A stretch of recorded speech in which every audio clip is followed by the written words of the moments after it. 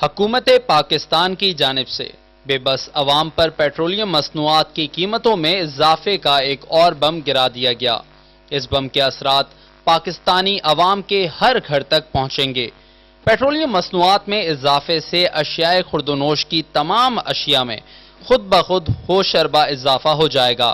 عوام پہلے ہی مہنگائی کی چکی میں پسنے کے باوجود حکومت وقت کی پراسرار طور پر خاموشی بات عوام کی سمجھ سے باہر ہوتی جا رہی ہے۔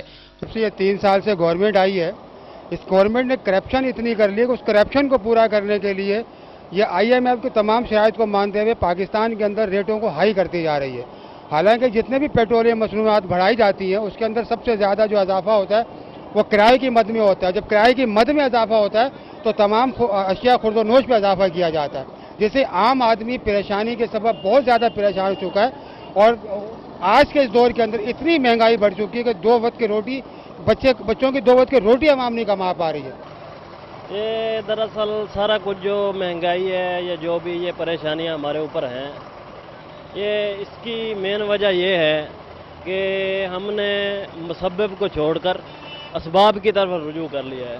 ٹھیک ہے، جب ہم اپنے رب کی طرف متوجہ ہو جائیں گے، جو اللہ تعالیٰ نے ہمیں پیغام دیا ہے، ہم اللہ تعالیٰ کے بتائے ہوئے طریقے کے اوپر چل پڑیں گے تو یہ ساری پریشانیاں خود بخود انشاءاللہ حل ہو جائیں گی۔ ہم تو یہ کہتے ہیں کہ جو گورنمنٹ جو رویہ اختیار کیے ہوئے ہے اس عوام کے ساتھ، وہ تو سراسر یہ تو اب اس کی کمر تو پس چکی ہے، کمر ٹوٹ چکی ہے، ان کو چکی کی طرح پیسا جا رہا ہے، اور مزید ہم اس میں کیا کر سکتے ہیں؟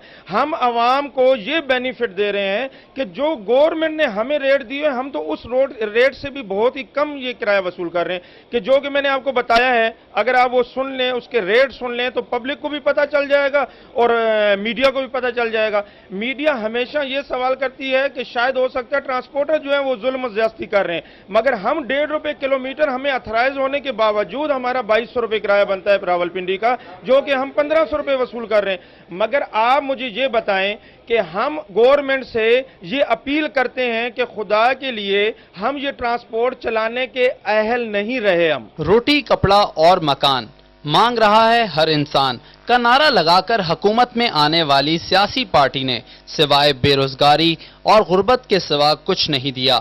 اب تو یہ نعرہ بھی مذاق لگتا ہے۔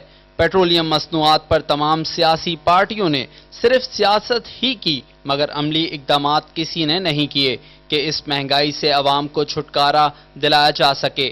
جب سے جمہوری دور شروع ہوا ہے تو پیٹرولیم مصنوعات میں متعدد بار اضافہ ہونے سے اشیاء خورد و نوش کی قیمتیں آسمانوں سے باتیں کر رہی ہیں۔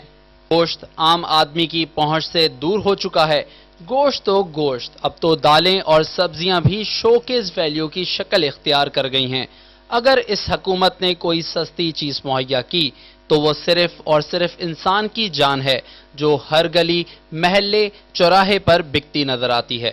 حکومت کی جانب سے پیٹرولیم مصنوعات میں اضافے کا بم ایک دفعہ عوام پر پھر سے گرا دیا گیا، جس کی وجہ سے اشیاء خوردنوش کی چیزوں میں ہوش ربا اضافہ کر دیا جائے گا۔ عوام کے منہ سے آخری نوالا تک چھیننے کی کوشش کی جا رہی ہے۔ کیمرہ مین شمشاد کے ساتھ مہر حمید انور، دن نیوز، کراچی۔